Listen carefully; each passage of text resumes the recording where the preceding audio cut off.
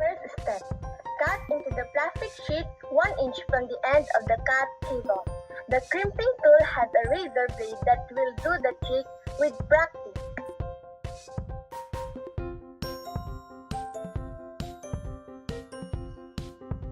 Second step. Unwind and pair the similar colors. Third step. Pinch the wires between your fingers and straighten them out as shown. The color order is important to do this correctly.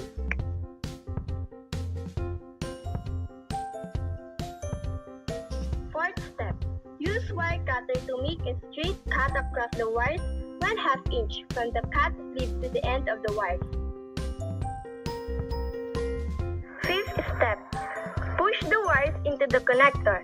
Each wire fits into a slot in the RD45 connector. Note the position of the blue plastic shielding.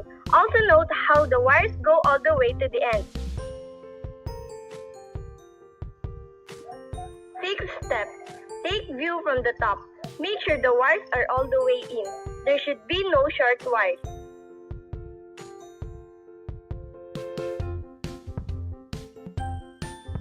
Seventh step. Crimping the cable. Carefully place the connector into the Ethernet crimper and cinch down on the handles tightly.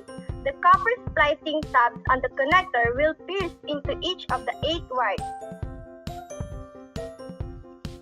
Eighth step. For a standard straight-through cable, repeat all steps and wire color order on the other end of cable. For a crossover cable, the other end will have a different color order. That's how simple Ethernet cable be made. Try it. Thank you for watching.